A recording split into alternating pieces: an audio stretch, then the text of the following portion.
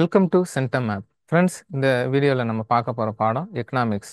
எக்கனாமிக்ஸில் சிலபஸில் எந்த வார்த்தை அப்படின்னு பார்த்தீங்கன்னா நில சீர்திருத்தம் மற்றும் வேளாண்மை. ஓகேவா? இது வந்து எக்கனாமிக்ஸில் நம்ம சிலபஸ் படி தேர்ட் லெசன். ஓகே, ஃபர்ஸ்ட் என்ன அப்படின்னு பார்த்தீங்கன்னா நேச்சர் ஆஃப் இந்தியன் எக்கனாமி, அதாவது இந்திய பொருளாதாரத்தின் இயல்புகள். அது வந்து ஃபர்ஸ்ட் செக்மெண்ட். அடுத்து பார்த்தீங்கன்னா 5 ஆண்டு திட்டங்கள், 5 இயர் பிளான்ஸ், மாதிரி மற்றும் மதிப்பீடுமாங்களே, அந்த 2 லெசனும் நம்ம ஆல்ரெடி முடிச்சிட்டோம். இப்போ மூணாவதாக நம்ம பார்க்க போகிறது தான் நில சீர்திருத்தம் மற்றும் வேளாண்மை அப்படிங்கிற ஒரு முக்கியமான பாடம். ப்ரீவியஸ் இயர்லேருந்து இதில் கொஸ்டின் நிறையா கேட்டுக்கிட்டே இருக்காங்க. ஒரு முக்கியமான பாடம் அப்படிங்கிறதுனால நல்லா பார்த்துங்க. இந்த லெசனை நான் முடிக்கும்போது உங்களுக்கு கிட்டத்தட்ட எல்லா ப்ரீவியஸ் இயர் கொஸ்டினும், நூக் அண்ட் கார்னர் கொஸ்டின் எல்லாத்தையும் உங்களுக்கு நான் டீட்டெயிலாக சொல்லிடுவேன். ஓகேவா? ரொம்ப முக்கியமான பாடம். வாங்க லெசனுக்குள்ளே போவோம்.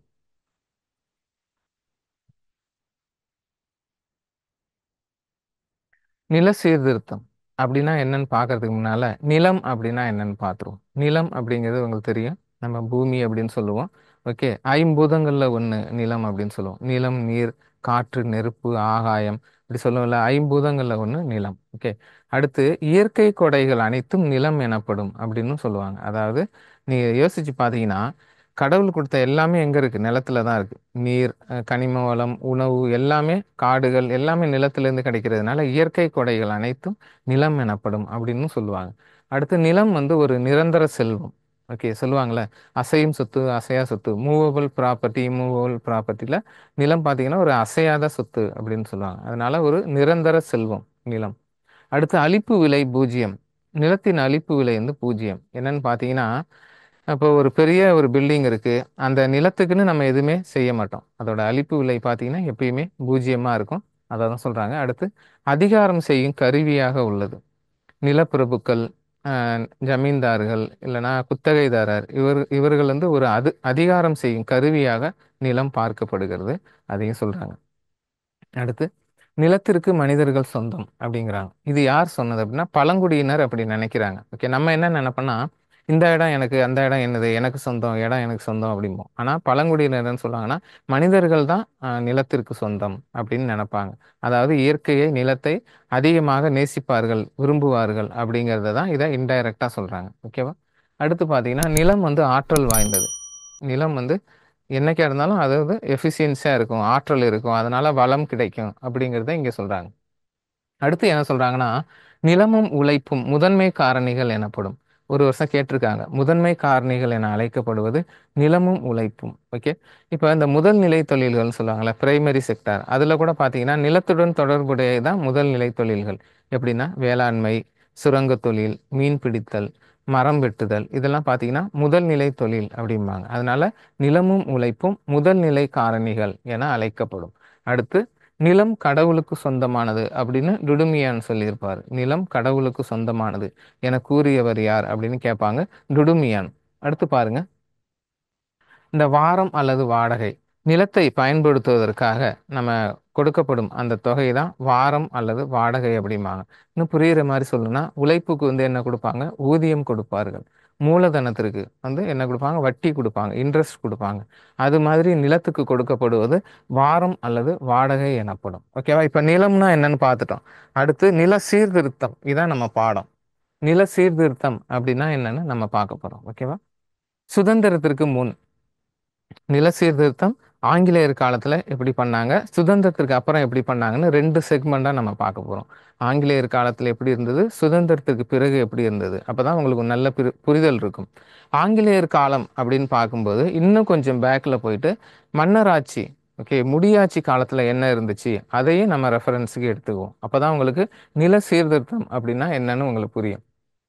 இப்ப மன்னர்கள் காலத்துலலாம் என்ன இருந்தது அப்படின்னு பார்த்தீங்கன்னா விளைச்சலில் ஒரு பகுதி வந்து வரியாக விதிக்கப்பட்டது. விளைச்சல்ல ஒரு பகுதி வரியாக. அப்ப விளையலைன்னா வரி கிடையாது. புரியுதா உங்களுக்கு? விளைச்சலில் ஒரு பகுதி வரி. அப்ப விளைச்சல் இல்ல, வெள்ளப்பெருக்கு, இயற்கை பேரிடரால விளைச்சல் பாதிக்கப்பட்டதுன்னா வரி கிடையாது. இது ஒரு நல்ல சிஸ்டம். ஓகே, இப்ப ஆங்கிலேயர்கள் என்ன பண்ணாங்கன்னா நிலையான நிலவரி திட்டம் அப்படின்னு கொண்டு வராங்க.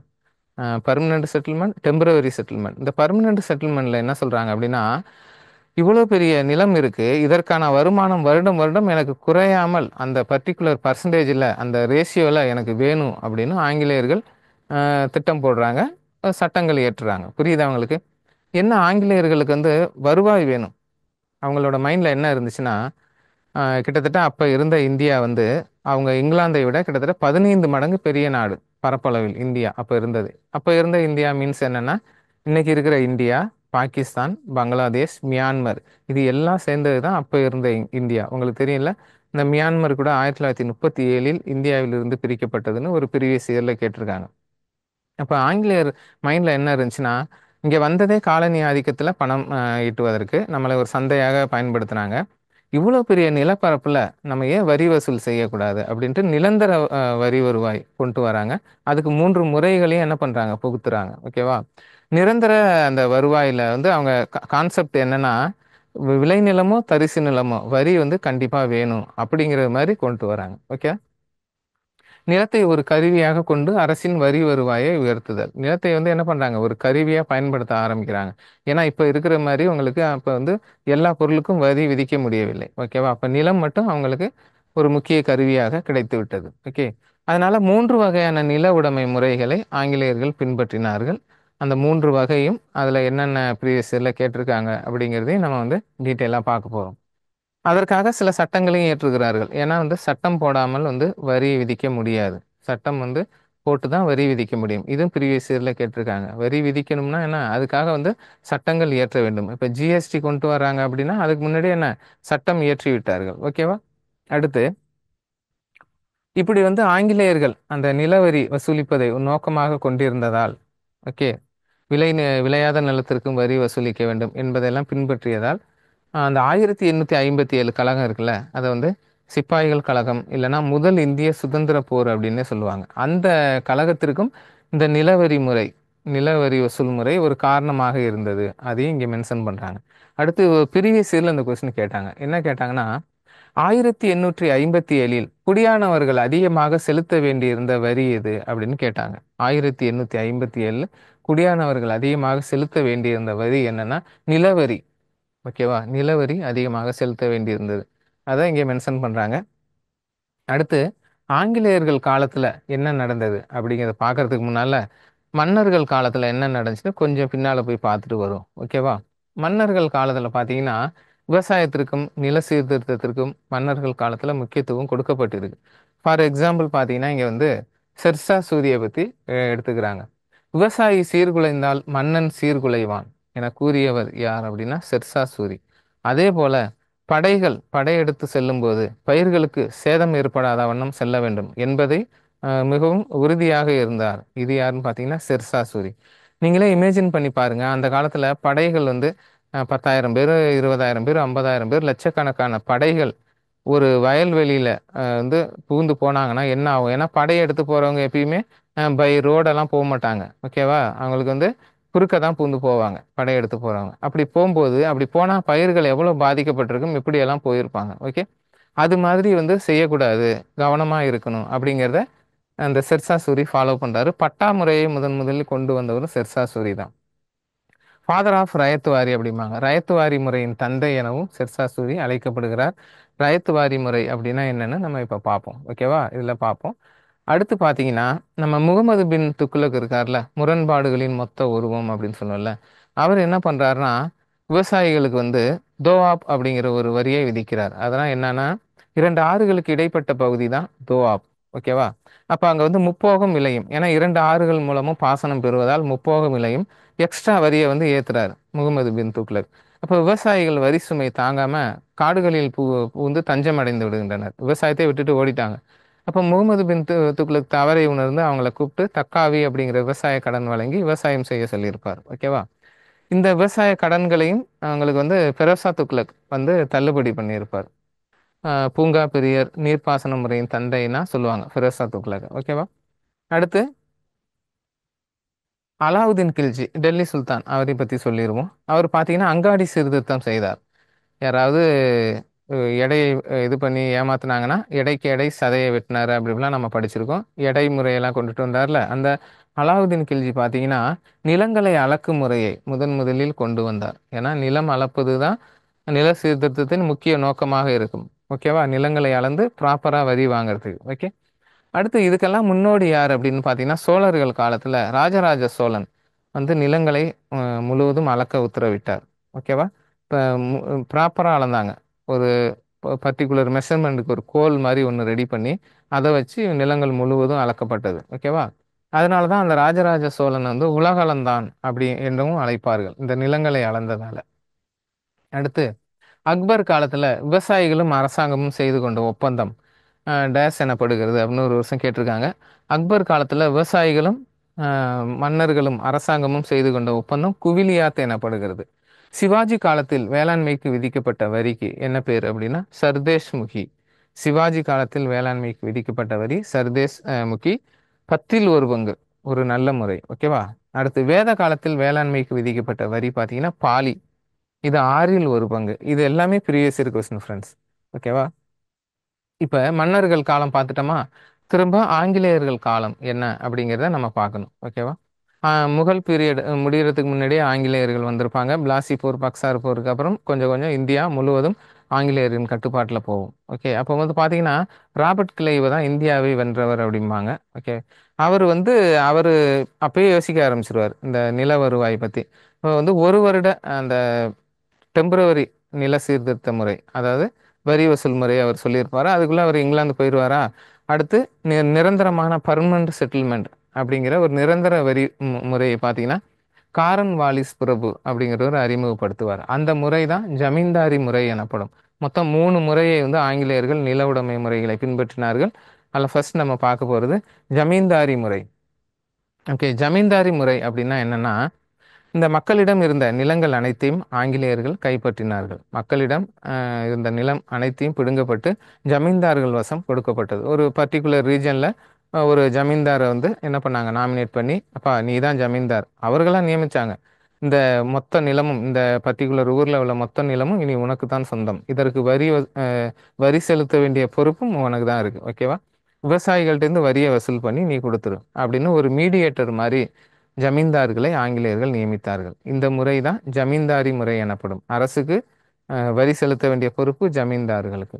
எப்படின்னா 11/10 வந்து ஆங்கிலேயர்களுக்கு செலுத்த வேண்டும். ஃபார் எக்ஸாம்பிள் 110 ரூபாய் ஒருத்தட்ட வரி வாங்கினா 100 ரூபாயை வந்து அந்த கருவூலத்துக்கு செலுத்த வேண்டும். 10 ரூபாயை இவர்கள் ஜமீன்தார்கள் வைத்துக் கொள்ளலாம். இப்போ இந்த ஒரு சிஸ்டம் தான் ஜமீன்தாரி முறையில் பின்பற்றப்பட்டது. ஓகே, இந்த முறையில் என்ன டிராபேக் இருந்தது, இதன் பின் விளைவுகள் என்ன அப்படிங்கிறத நம்ம பார்ப்போம். ஓகேவா? இந்த ஜமீன்தாரி அப்படிங்கிறது ஒரு பாரசீக சொல். ஜமீன்தாரி அப்படிங்கிறது பாரசீக சொல். காரன்வாலிஸ் பிரபு 1793 அறிமுகப்படுத்தினார். ப்ரீவியஸ் இயர்ல கேட்டிருக்காங்க. ஜமீன்தாரி முறை வேறு எவ்வாறு அழைக்கப்படுகிறது அப்படின்னு கேட்டிருக்காங்க. நில சுவான்தாரர் முறை எனவும் அழைக்கப்படுகிறது ஜமீன்தாரி முறை. ஓகேவா? அடுத்து இந்தியாவின் பிற பகுதியில் எவ்வாறு அழைக்கப்பட்டது? நான் இப்போ சொன்ன அந்த ஜமீன்தாரி முறை இந்தியா முழுவதும் செயல்படுத்தப்படவில்லை. ஆப்டான ஏரியா எங்கெங்கெல்லாம் இந்த முறை ஏற்றுக்கொள்வார்களோ அது மாதிரி இடத்துல இந்த முறையை வந்து செயல்படுத்தி இருந்தார்கள். கிட்டத்தட்ட 20% அப்படிங்கிறாங்க. ஓகேவா? அடுத்து இந்த ஜமீன்தாரி முறை வேறு எவ்வாறெல்லாம் அழைக்கப்பட்டதுன்னா ஜாகீர்தாரி முறை, மல்குஜாரி முறை, பிஸ்வேதாரி முறை. ஜாகிர்தாரி முறை, மல்குஜாரி முறை, பிஸ்வேதாரி முறை என பல பெயர்களில் அழைக்கப்பட்டது. இது எல்லாமே என்னன்னா ஜமீன்தாரி முறை தான். ஜமீன்தார் நிலத்தின் சொந்தக்காரராக இருந்தார். வரி வசூல் செய்வது, அரசுக்கு செலுத்த வேண்டிய பொறுப்பும் அவருக்கு இருந்தது. இது நான் சொல்லிட்டேன். 11/10 வந்து அரசுக்கு செலுத்த வேண்டும். ஓகேவா? அடுத்து இதுல பின் விளைவு என்ன அப்படின்னு பார்ப்போம். இப்போ ஜமீன்தார்கள் விளைச்சல் விளையுது, வரி வசூல் பண்றாங்க, ஆங்கிலேயர் கொடுக்குறாங்க. ஓகே, இந்த சைக்கிள் வந்து தொடர்ந்து நடக்குமா? வேளாண்மை பத்தி உங்களுக்கு தெரியும்ல. இந்திய வேளாண்மை பருவக்காற்றின் சூதாட்டம் என அழைக்கப்படுகிறது அப்படின்னே சொல்லுவாங்க. அப்ப சில நேரங்கள்ல பருவமழை பொய்த்து இல்ல இயற்கை பேரிடரால் வேளாண் விவசாயிகளுக்கு மிகுந்த நட்டம் ஏற்படும். உங்களுக்கு தெரியும். இந்த காலத்துல இவ்வளவு ஒரு நவீன காலத்திலேயே இவ்வளவு பாதிப்பு ஏற்படுதுன்னா அந்த காலத்துல எவ்வளவு பாதிப்பு விவசாயிகளுக்கு ஏற்பட்டிருக்கும். அப்படி இருக்க சூழ்நிலையில இந்த ஜமீன்தார்கள் என்ன செஞ்சாங்க அப்படின்னா ரத்தத்தை உறிஞ்சுவது போல் வரியை வசூலிப்பதை நோக்கமாக கொண்டிருந்தார்கள். ஏதாவது ஒரு இயற்கை பேரிடர் ஏற்பட்டது அப்படின்னா அதனை ஆங்கில அரசுக்கு தெரிவிக்கவில்லை.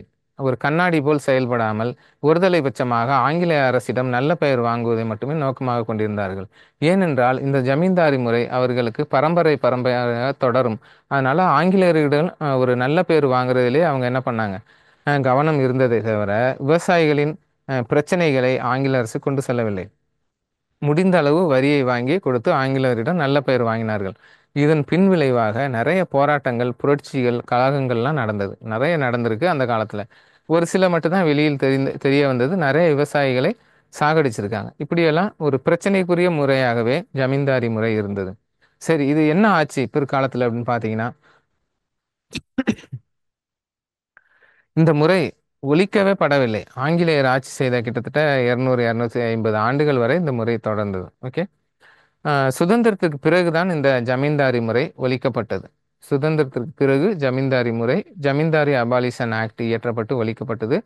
ஒவ்வொரு மாநிலங்களும் தனித்தனியாக இந்த சட்டத்தை இயற்றியது. ஏனென்றால் இந்த வேளாண்மை அப்படிங்கிறது நிலவரி வசூல் செய்வது மாநில பட்டியலில் வரும். அதனால மாநில அரசுகள் தான் சட்டம் இயற்றி இந்த முறையை ஒழித்தது. கிட்டத்தட்ட 1956 இந்தியா முழுவதும் ஜமீன்தாரி முறை ஒழிக்கப்பட்டது. ஓகேவா? இதுதான் இதோட ஹிஸ்டோரிக்கல் பேக்ரவுண்ட். இவ்வளவு விஷயம் நடந்துச்சு. ஓகே, பாருங்க. ஜமீன்தார்கள் நீதி நெறியற்றவர்களாகவும் ஆடம்பரம் பிரியவர்களாகவும் இருந்தார்கள். மனசாட்சி இல்லாமலும் இருந்தார்கள். பரம்பரை பரம்பரையாக இந்த முறை தொடர்ந்தது. ஓகேவா? அடுத்து இது ஒரு நிரந்தர வரி வசூல் முறையாக இருந்தது. ஓகேவா? அடுத்து இந்த ஜமீன்தாரி முறை வந்து அக்பரோட மன்சப்தாரி முறையை போல ஒத்திருந்தது அப்படிங்கிற ஒரு கருத்தையும் சொல்றாங்க. அடுத்து இது ப்ரீவியஸ்ல கேட்டிருக்காங்க, வங்காளத்தில் நிலையான நிலவரி திட்டத்தை கொண்டு வந்தவர் யார் அப்படின்னா காரன்வாலிஸ் பிரபு. இது ப்ரீவியஸ் இயர்ல கேட்டிருக்காங்க, வங்காளத்தில் நிலையான நிலவரி திட்டத்தை கொண்டு வந்தவர் யார் அப்படின்னா காரன்வாலிஸ் பிரபு. அடுத்து ஜமீன்தாரி முறை ஒழிப்பு குறித்து அண்ணாவுடன் தொடர்புடைய படைப்பு எது அப்படின்னா நல்ல தம்பி. ஜமீன்தாரி ஒழிப்பு பத்தி அண்ணா படைப்பு நாடகம் இயற்றியிருக்கார். அது நல்ல தம்பி. ஓகேவா? ஏன்னா அண்ணா 1949 திராவிட முன்னேற்ற கழகம் வந்து உருவாக்கப்பட்டது. அப்போ அண்ணா ஆக்டிவா இருந்ததுனால இந்த ஜமீன்தாரி முறை ஒழிப்பு குறித்து அவர் இந்த நல்ல தம்பி அப்படிங்கிற ஒரு படைப்பை இயற்றியிருக்கிறார். அடுத்து அரசுக்கும் விவசாயிகளுக்கும் இடையே பிளவு. இந்த ஜமீன்தார்களால் அரசுக்கும் விவசாயிகளுக்கும் பாலமாக இருக்க வேண்டியவர்கள் ஒரு பிளவை ஏற்படுத்தி அந்த பிரச்சனையோடையே இந்த முறையை நடத்தி சென்று இருக்கிறார்கள். ஓகேவா? அடுத்து நம்ம பார்க்க போற முறை என்னன்னு பார்த்தீங்கன்னா, இந்த முறை ஒழிக்கப்பட்ட போது ஜமீன்தார்கள் கம்பன்சேஷன், நிவாரணமும் பெற்றுக்கொண்டார்கள். ஏன்னா விடுதலைக்கு பிறகு ஜமீன்தார்கள் அரசியலிலும் பங்கெடுத்து கொண்டனர். அப்படி இருக்கும்போது இந்த சட்டத்தை இயற்ற விடாமலும் டிஸ்டர்ப் பண்ணி பார்த்தாங்க. ஆனால் அது எடுபடவில்லை. ஓகேவா? கால மாற்றத்தினால் ஜமீன்தார்கள் காணாமல் போனார்கள். அடுத்த முறை தான் ரயத்து வாரி முறை. சர்சா சூரிய சொன்னல, ஃபாதர் ஆஃப் ரயத்து வாரி சிஸ்டம் அப்படின்னு இதுக்கு முன்னால பார்த்தோம். ரயத்து வாரி அப்படிங்கிறது என்னன்னு பார்த்தீங்கன்னா சொந்த சாகுபடி முறை அப்படிம்பாங்க. ரயத்து வாரி முறை அப்படின்னா என்னன்னா, ஆங்கிலேயர்கள் எப்படி ஜமீன்தார்ட்ட நிலத்தை ஒப்படைத்தார்களோ அதுபோல சில இடங்களில் நேரடியாக விவசாயிகளுக்கு நிலத்தை ஒப்படைத்து நிலத்தின் மொத்த உரிமையும் விவசாயிகளுக்கே கொடுத்து விட்டார்கள். ஏகபோக உரிமைன்னு சொல்லுவாங்கள்ல, அங்க ஏகபோக உரிமை ஜமீன்தார்களிடம் இருந்தது நிலத்தின். இங்க பாத்தீங்கன்னா நிலத்தின் ஏகபோக உரிமை நிலத்தின் உரிமையாளரிடம் இருந்தது. அப்படி பார்க்கும்போது அந்த விவசாயிகளே நேரடியாக அரசுக்கு வரியை செலுத்தி விடுவார்கள். அதனால இது ஓரளவு சிறந்த முறை என கருதப்பட்டது. குறைந்த அடக்குமுறையுடைய ஒரு சிறந்த முறை அப்படின்னே கருதுனாங்க. இதுல நம்ம முக்கியமான பாயிண்ட் என்ன பார்க்கணும் அப்படின்னா, இந்த முறையை அறிமுகப்படுத்தியவர் சர் தாமஸ் மன்றோ 1820. ஓகேவா? ப்ரீவியஸ் இயர்ல கேட்டிருக்காங்க, ரயத் என்ற சொல்லின் பொருள் என்ன? விவசாயி, கிசான். ஓகேவா? உழவர் அப்படின்னு சொல்லுவாங்களே, அதான். அறிமுகம் மദ്രാஸ் மாகாணம், இதுவும் ப்ரீவியஸ் இயர்ல கேட்டிருக்காங்க. இந்த ரயத் வாரி முறை எங்க அறிமுகப்படுத்தப்பட்டதுன்னா நம்ம மெட்ராஸ் மாகாணத்துல அறிமுகப்படுத்தப்பட்டு பின்னர் மகாராஷ்டிரா, குஜராத், அசாம், ஈஸ்ட் பஞ்சாப், மத்திய பிரதேஷ் போன்ற மாகாணங்களுக்கு பகுதிகளுக்கு எக்ஸ்டென்ஷன் பண்ணப்பட்டது, விரிவுபடுத்தப்பட்டது. ஓகேவா? அடுத்து நிலத்தை விற்க குத்தகைக்கு விட அவங்களுக்கு அனுமதி இருந்தது. நிலத்தின் உரிமையாளருக்கு நிலத்தை விற்கலாம், குத்தகைக்கும் விடலாம். ஓகேவா? அடுத்து குறைந்த அடக்குமுறை, இதான் நான் சொல்லிட்டோம், குறைந்த அடக்குமுறை கொண்டதாக இருந்தது. இந்த முறை முன்னதாகவே 1792 அலெக்சாண்டர் ரீட் என்பவரால் பாராமகல் பீடபூமியிலும் அறிமுகப்படுத்தப்பட்டிருந்தது அப்படிங்கிறது சொல்றாங்க. ஓகேவா? ஒரு இடத்துல அறிமுகப்படுத்தி பார்த்துட்டு அப்புறம் இந்தியா முழுவதும் பண்ணியிருக்காங்க. ஓகேவா? அடுத்து பார்த்தீங்கன்னா மகள்வாரி முறை. ஜமீன்தாரி முறை பார்த்துட்டீங்க, ரயத்து வாரி முறை பார்த்துட்டோம். இப்போ நம்ம பார்க்க போகிறது மகள்வாரி முறை. மகள்வாரி முறை அப்படின்னா என்னன்னா, இப்போ பார்த்தீங்கன்னா ஒரு கிராமத்தில் ஒரு முக்கியமான குழு, ஒரு இனம் சார்ந்த ஒரு தலைவர் இருப்பார், ஒரு குழு இருக்கும், நாட்டாம பஞ்சாயத்து மாங்கல அது மாதிரி உள்ளவங்கள்ட்ட போயிட்டு அந்த கிராமத்தை சுற்றியுள்ள அந்த எல்லையை உள்ள நிலங்கள் எல்லாத்தையும் அவங்கள்ட்ட ஒப்படைச்சிருவாங்க. அந்த கிராம குழு என்ன பண்ணுன்னா இதை மக்களுக்கு பிரித்து கொடுக்கும் நிலங்களை. மக்களிடம் வரியை வசூலித்து அந்த கிராமத்தை சேர்ந்த அந்த குழு என்ன பண்ணுன்னா ஆங்கில அரசுக்கு செலுத்திவிடும். இதை தான் என்ன சொல்லுவாங்கன்னா மகள்வாரி முறை இல்லைன்னா கம்யூனல் சிஸ்டம் இல்லை இனவாரி முறை அப்படின்னு சொல்லுவாங்க. மகள் என்ற சொல்லின் பொருள் என்னன்னா கிராமம் சொல்லுவாங்க, இல்லை வீடு பட்டா, ஏன்னா பல மீனிங் இருக்கு. மகள் அப்படின்னா கிராமம் அப்படிங்கிறத நல்லா ஞாபகம் வச்சுங்க. ப்ரீவியஸ் இயர்ல என்ன கேட்டாங்கன்னா மகள்வாரி முறை முதலில் எங்கு அறிமுகப்படுத்தப்பட்டது அப்படின்னு கேட்டிருக்காங்க. இது பார்த்தீங்கன்னா ஆக்ரா மற்றும் அயோத்தியில் அறிமுகப்படுத்தப்பட்டது. ஓகேவா. அடுத்து இந்த முறை பின்னர் பஞ்சாப், மத்திய பிரதேஷ் போன்ற பகுதிகளுக்கு என்ன பண்ணாங்க, எக்ஸ்டென்ஷன் பண்ணாங்க. நிலம் வந்து கிராமத்திற்கு சொந்தம். ஓகேவா. ஜமீன்தாரி முறையில் நிலம் வந்து ஜமீன்தார்களுக்கு சொந்தம். ரயத்வாரி முறையில் நிலம் விவசாயிகளுக்கு சொந்தம். மகள்வாரி முறையில் நிலம் யாருக்கு சொந்தம், கிராமத்திற்கு சொந்தம். ஓகேவா. இந்த முறையை கண்டுபிடித்தவர் இல்லை தோற்றுவித்தவர் யார் அப்படின்னா ஹோல்ட் மெக்கன்சி அப்படிங்கிறவர் இந்த முறையை வந்து தோற்றுவித்தார். இப்போ நம்ம 3 முறையும் நம்ம பார்த்துட்டோமா. நில உடைமை முறைகள் இந்த 3 முறையும் ஒன்றுக்கொன்று எவ்வாறு வேறுபடுகிறது அப்படின்னு பார்த்தீங்கன்னா, first who ones the land, நிலத்தின் சொந்தக்காரர் யார் அப்படிங்கிறத எந்த முறை படித்து எந்த முறை வந்து அதை சார்ந்தது அப்படின்னா ரயத்துவாரி முறை. ஏன்னா நிலத்தின் சொந்தக்காரர் விவசாயி, அதனால ரயத்துவாரி முறை. நிலத்தை சாகுபடி செய்வது யார், அதுதான் இனவாரி முறை. ஏன்னா அந்த நிலத்தை யார் சாகுபடி செய்யறதுன்னா அந்த இனக்குழு வந்து முடிவு செய்யும். அடுத்து who responsible for paying the land revenue to the government, அரசுக்கு வரி செலுத்த வேண்டிய பொறுப்பு யாருக்கு உள்ளது அப்படின்னு கேட்டாங்கன்னா அந்த முறை வந்து ஜமீன்தாரி முறையை சேர்ந்தது. ஓகேவா. என்ன நல்லா பார்த்துங்க. அடுத்து விவசாய புரட்சிகள். நான் தான் சொன்னேன்ல, இப்போ வந்து ஜமீன்தார்களுக்கும் விவசாயிகளுக்கும் இல்லைன்னா நேரடியாக அரசுக்கும் விவசாயிகளுக்கும் இப்படின்னு வந்து நிறைய புரட்சிகள்லாம் நடந்தது. ஓகே. இதுக்கு என்ன காரணம் அப்படின்னா ஆங்கிலேயர்களின் சில தன்னலமற்ற செயல்கள், தன்னலமான ஒரு செயல்களும் காரணம். இதுக்கு நம்ம என்ன பார்க்கணும் அப்படின்னா 1866 ஒரிசா பஞ்சம் ஏற்பட்ட போது மில்லியன் கணக்கான மக்கள் வந்து பசி பட்டினியால் இறந்தனர், செத்து மடிந்தார்கள். உணவு வந்து எங்கேயுமே இல்லை, ஒருவேளை உணவு கூட இல்லை. அப்படி ஒரு பஞ்சம் வந்து இந்தியாவில் ஏற்பட்டது 1866 ஒரிசா பகுதியில். அந்த நேரத்தில் பார்த்தீங்கன்னா ஆங்கில அரசு 200 மெட்ரிக் டன் கோதுமையை இங்கிலாந்துக்கு கப்பலில் ஏற்றுமதி செய்தது. ஓகே. இந்த ஒரு துயர சம்பவத்தை நமது தாதாபாய் நவ்ரோஜி, இந்தியாவின் முதுபெரும் மனிதர் என அழைக்கப்படும் தாதாபாய் நவ்ரோஜி என்ன பண்ணியிருப்பார் அப்படின்னா poverty and un-British rule in India அப்படிங்கிற புத்தகத்தில் வெளிப்படுத்தி இருப்பார். ஓகேவா. இது போல ஆங்கிலேயர்கள் செய்த பல செயல்கள் இருக்கு. இது எல்லாம் இந்த விவசாய புரட்சிகளுக்கும் ஒரு காரணமாக இருந்தது. நில சீர்திருத்த முறையில் இருந்த குறைகளும் அதுக்கு வந்து மிக முக்கிய காரணம். அதை பற்றி தான் நம்ம இப்போ டீட்டெயிலாக பார்க்க போகிறோம். ஓகேவா. அடுத்து பாருங்க. இந்த மாதிரி நில சீர்திருத்த முறையில் பிரச்சனை ஏற்படும் போது ஆங்கில அரசு அவ்வப்போது அறிக்கையும் இது பண்ணுவாங்க, குழு அமைத்து என்னன்னு பார்ப்பாங்க. ஓகேவா. அந்த மாதிரி தான் பிரான்சிஸ் எல்லிஸ், தாமஸ் மன்றோ இவர்களிடம் வந்து ஒரு அறிக்கை சமர்ப்பிக்குமாறு, இந்த லேண்ட் ரீஃபார்மில் என்ன பிரச்சனை அப்படிங்கிறத ஒரு அறிக்கையாக சமர்ப்பிங்கள்னு இவங்களுக்கு ஒரு டாஸ்க் கொடுத்துருவாங்க. இப்போ இவங்க போயிட்டு இதை பார்த்துட்டு கிராமங்களை எல்லாம் பார்த்துட்டு அப்சர்வ் பண்ணிட்டு ரிப்போர்ட்டை சப்மிட் பண்ணுவாங்க. அப்போ இந்த ரிப்போர்ட்டில் என்ன சொல்லியிருப்பாங்கன்னா எல்லிஸ் இந்த குரூப்பு, நிலங்கள் முதலில் மக்களிடம் இருந்தது, மக்களிடமிருந்து நிலங்கள் பறிக்கப்பட்டு ஜமீன்தார்களுக்கு கொடுக்கப்பட்டது. ஜமீன்தார்கள் வந்து என்ன பண்ணாங்க, அந்த நிலத்தை வரி வசூல் செய்கிறத மட்டும்தான் இதாக பண்ணாங்க. மற்ற பஞ்ச காலங்களில் ஏற்பட்ட பேரிடர் காலங்களில் ஏற்பட்ட அந்த தாக்கத்தை வந்து தெரியப்படுத்தவில்லை. அதாவது கட்டாய வரி வசூல் முறை செய்தனர்.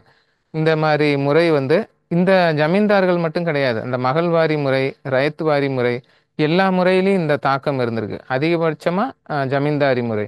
இதனால நிலத்தின் உற்பத்தியும் பாதிக்கப்பட்டு, ஏன்னா வந்து அந்த விவசாயம் செய்யற விவசாயிக்கு ஆர்வம் இல்லைன்னா எப்படி விவசாயம் செய்வாங்க, பாதிக்கப்பட்டு நில உடைமை முறையும் பாதிக்கப்பட்டது.